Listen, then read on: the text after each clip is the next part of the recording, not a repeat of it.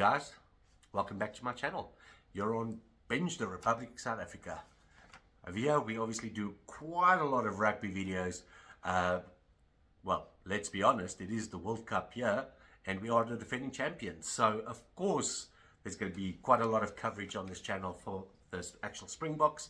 And then of course we also do a lot of other South African things as well, as the name suggests. We do from cuisine to travel to music to everything South Africa related, and maybe some tips and tricks if you're coming from abroad. So please tune into the channel, like and subscribe if you'd like to see some of that content, and please feel free in the comment section to mention if you would like to see anything specific relating to South Africa, and of course we will take that into consideration as well. But that's not why you're here. You're here to see the match day 23 that we've selected for Wales. So yeah, it's going to be quite a strong team. I still got my doubts around this team a little bit, and it's more relating to the coaching staff than the actual team. It's really about what type of game plan they're going to go with. So let's hope they play to the guys' strengths that they've selected and take it from there. So, but let's first off get into the team selection. Your front row: Steven Kitshoff, Malcolm Marx and Frans Malherbe. So, of course, this is the actual guys that used to come off the bench and part of the bomb squad, but they are, in fact, starters today, especially Malcolm Marx. He used to be so crucial coming off that bench, making quite a massive impact as an impact player, but we're glad to see him as a starting player because, let's be honest, he is the best hooker in the world. So glad to see him there, and then alongside these two guys, the workhorses, Steven Kitshoff and Frans Malherbe. Our locking duo, quite a bit of a left field selection, I guess.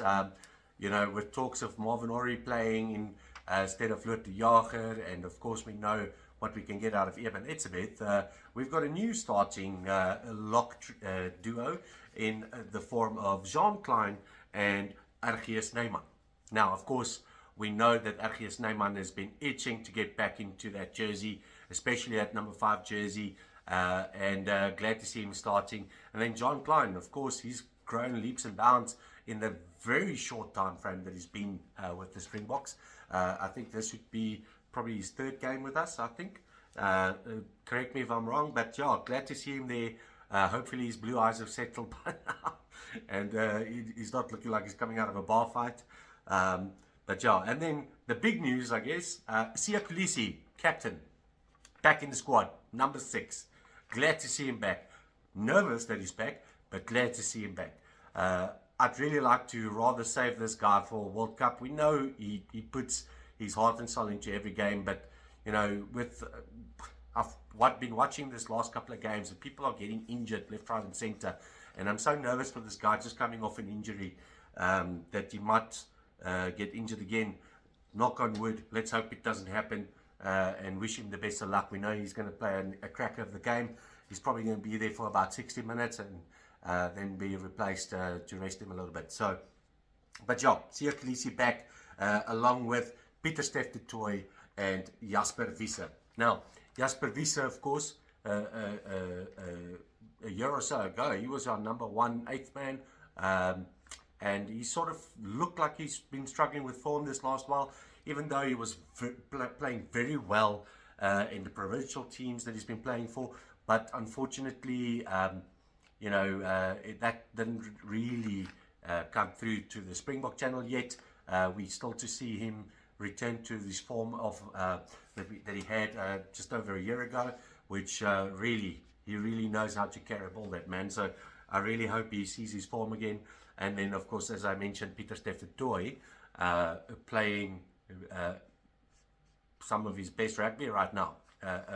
I'd say probably a year ago I was a bit nervous about his form. He looked like when he just returned, he was a bit struggling, but I mean, the last couple of games he's really been playing well, so glad to see him back there.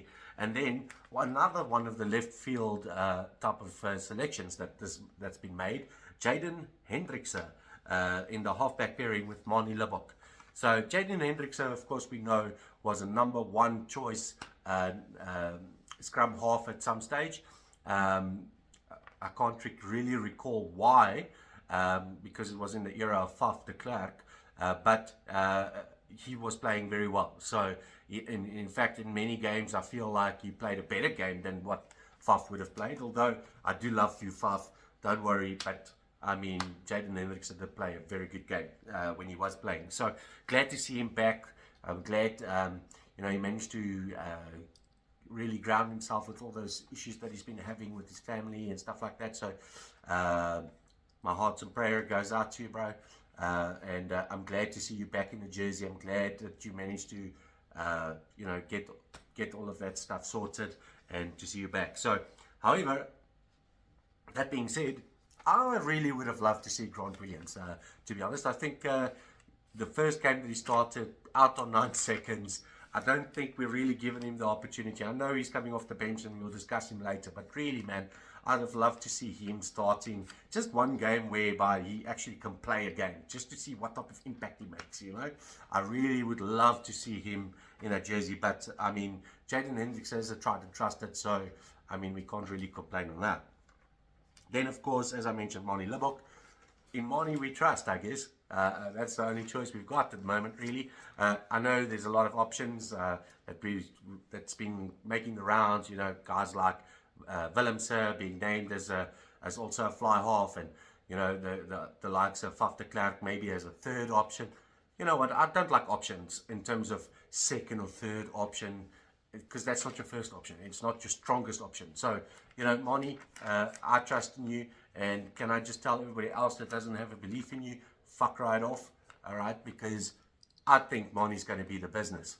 I know he's had some trouble with his kicking boots, but, I mean, things happen, eh? In some games you get a downer, some games you get an upper. So, and to be honest, with most of his gameplay, it's amazing. So, I know he's going to be working on it, and I know the coaching team is going to be working on his kicking boots as well. And obviously having people like Andre Pollard traveling with you guys, I'm sure he's going to give you some pointers as well. I think Manie's going to be the business. So I'm just still a bit nervous with him having to play just about every bloody game coming up, and with people getting injured. I think maybe Ruan Pienaar should have been an option. And even though I'm not the biggest Yankees fan, even he was quite a good kicker. But yeah, Manie's what we've got, and I do trust in Manie. I think he's got a very good running game, and I hope to see him unlock his back three. So yeah, that's going to be interesting to see. So, and then of course your back three. So Cheslin Colby, your Willie Leroux, and your Kanan Moody. Man, what an amazing selection. So Kanan Moody, he obviously have played himself to that jersey. Sad to see Orenson not there, but I mean, Colby, really, can you be really angry at any one of the players being selected or not selected? Because we really have so much depth in our wings, and we really got the best of wings going into the sport. So really, there's no bad selection that you can make on the wings, really, in my opinion. So sad for Kurtley Orenson, because I really love that guy. He's like a try-scoring machine. He plays such a good game. His defense has been struggling here and there a little bit, but generally a very, very good player. So, and then of course Billy, we know what we get out of Billy the last year or so. That man has just been slotting into that backline so well. Playmaker of note, a cross kicker of note. We all know that he's tried and trusted. And then I know you guys probably thought I'd missed the centers, but I didn't, because let's go into the centers now. And because I'm not very, very happy with our center pairing. There's a guy, Jonathan on Chattabiti Ball. He mentioned a bit of a combo there that I think, hey, that combo could actually work. 12 Damien De Allende and 13 Andre Esterhuizen. Man, imagine that. One massive oak running at you, another massive oak running at you. And I know Andre Esterhuizen traditionally is a 12. I know. But come on. I think those guys together could really do some damage in any defensive line. So, but I mean, it's not to be. It's Jesse Kriel and Damien Dialende. Damien Dialende, I mean, you can't be mad at that. He's a flipping good player. He's not as stingy as what he used to be a couple of years ago. So, you know, he really gets that offloads going. So very happy to see him there. But yeah, Jesse Kriel, sorry, bro. You've not been playing badly in the last couple of games. It's just, I really like Andre Esterhuizen. But you could come back into favour, because a while back I didn't really like Andre Esterhuizen that much either. So, but he's really played a crack of a game when he played this last while. So I really want to give him another shot as well. But it is what it is. Not everybody can get a shot in every game. So we'll probably see him in the next game against New Zealand. So, but yeah, then your replacements. Well, let's have a look at that. Bongim Bonambi, Oxenchair, and Vincent Koch, your front row replacements. Of course, this is going to be a 6-2 split. I know I didn't mention that earlier, but it is a 6-2 split. And then, yeah, Bongim Bonambi, Oxenchair, obviously back from that chest injury that he had, and then Vincent Koch. Man, what an amazing 3 guys to get off your bench. You know, those first starting guys really pack the hurting onto that other team, and then these guys come off the bench. I mean, can you imagine? I think they will be pissing their pants. But anyways, then Franco Mostert, your 3 loose forwards really coming off the bench. Franco Mostert, as I mentioned, really your lock and your flanker type of cover, and then Marco van Staden, your specialist number 6. Probably going to be taking Siya Kolisi off and then putting Marco van Staden on at about 60 minutes, if I had to guess, just to rest him a little bit and give Marco van Staden opportunity to go put the lights out. Yes, Eskom van Staden. Anyways, and then your 8th man replacement, Dwayne Vermeulen. I mean, that guy already runs fuck hard at you for 80 minutes. Now imagine if you're going to put that guy on for the last 20 minutes after Jasper Wiese has been crash balling into everybody. So that's going to be great to see. And then of course his defensive capability is also massive. Your 2 backline replacements, Grant Williams, as I alluded to earlier. Very happy to see him again. Really, as I mentioned, I would have liked to see him maybe start in one game, a game where he actually managed to play. So I really want to see what difference he makes in the World Cup squad. So, and then of course your full backline cover, Damian Willemse, coming off the bench as well in your 23 jersey. Of course, we know from Damian Willemse, he's a cover for your fly half, for your center, for your fullback, and I mean you can probably do wing as well. But yeah, so guys, that's our team selection. What do you guys think? What's your thoughts?